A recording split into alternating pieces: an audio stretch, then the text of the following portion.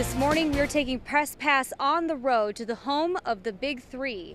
With uncertainty looming over the future of GM Lordstown and General Motors for that matter, we are meeting with industry insiders to get knowledge and maybe an outlook on what could be the future for General Motors and the jobs here in our valley. So joining me this morning to talk a little bit more about that is Autotrader.com executive analyst Michelle Krebs. Thank you so much for joining me here on the Renaissance Center building patio, which overlooks Canada, by the way. Pretty neat. And this is really the home of one of the Big Three. It's a massive building in size and scope, but really the industry isn't as big as it used to be. And I think that's something that maybe we're looking at now is things are changing in the industry. In your 35 years in your career, what have you seen happen to American auto jobs, and how do you think our plant fits into that future? Well, welcome to Detroit. First of all, we're the comeback city now. Yeah, this is the home of the Big Three, General Motors, Ford, and Fiat Chrysler. We went through the Great Recession, which was a huge changer for this industry. And what we've seen is the Detroit automakers shrink down. General Motors is a shadow of its former self from when I started covering it 35 years ago. Right now, we've had incredible years of growth. We've had 7 consecutive years of year-over-year sales growth, and now we're starting to dip, and that's when things start to tighten up. Yes, and change is always difficult, especially when it comes to the economy. We know families depend on these jobs. They often come with an opportunity for more discretionary spending than others, and so that was maybe the beginning of why people got into this industry. Are we starting to see that sort of disappear as well? I wouldn't say disappear. What we say is we're in this post-peak era. So we've hit these records. We're coming off those peaks a little bit, and we're seeing some belt tightening. The other thing that's happened is this huge shift from people buying traditional cars with 4 doors and a trunk to buying sport utility vehicles. And that's true in the U.S. and it's true globally. So what we're seeing is this imbalance of companies having too many cars, too much capacity, like with the Lordstown plant, and not enough on the sport utility side. So GM Lordstown, would you say their future would be more viable if they had a larger vehicle that they produced, or would you say that because the Cruise is not among the 6 on a list that was recently announced and slapped across a bunch of headlines, that maybe we have a good chance because we're not on that list?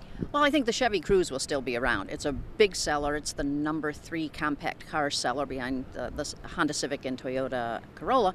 But I do think we may see us shrinking in how many of those vehicles that GM produces. It would be great if the Lordstown plant had a sport utility vehicle in that plant. That would be more secure. And I suspect what's going on inside there is a lot of change, looking at product plans, looking at manufacturing capacities, and figuring out what products are we going to offer in the future. Do we have the right capacity? What plants should produce what?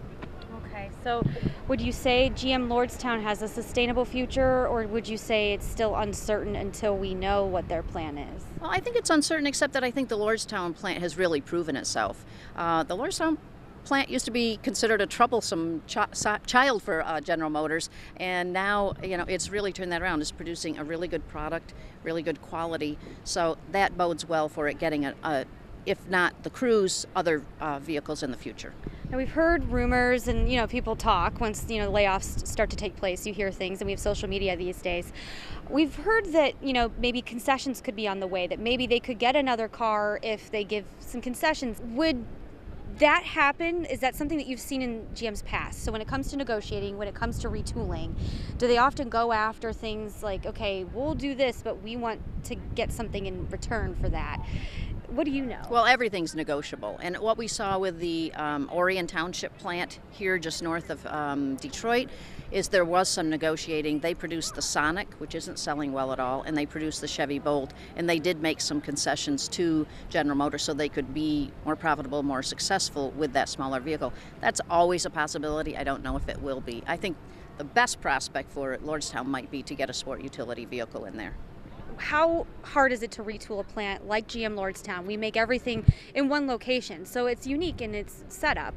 Is it hard? Does it take years? Because I know that this is something that is affecting people right now, and they want to know how soon are we going to see something change in the future? Well, it does take a long time and a lot of money to retool a plant, and so that can take years. But I think the best that the plant can do is just keep producing great product and prove that it's an easy place for GM to do business, and that bodes well for getting a future product. And I've read articles, talked to other analysts about the other GM plants, and there are layoffs at other locations as well. What's the potential for more additional layoffs, not only at those plants but in Lordstown? Are you saying it's possible we could see this get worse before it gets better? I think it's very possible that we'll see more layoffs and it will get worse before it gets better, because we are not seeing an uptick in, we're seeing a continuous slide in car sales and increases in sport utility sales. So that shift is not going away. We don't see it anytime in the future. So I suspect we will see inventories build up, incentives lathered on, and we'll see production cuts. Because the other thing that's happened at General Motors is they've become very disciplined about not letting inventories get totally out of control and then having to put big incentives on them. They are very willing to cut production in order to get the inventories down.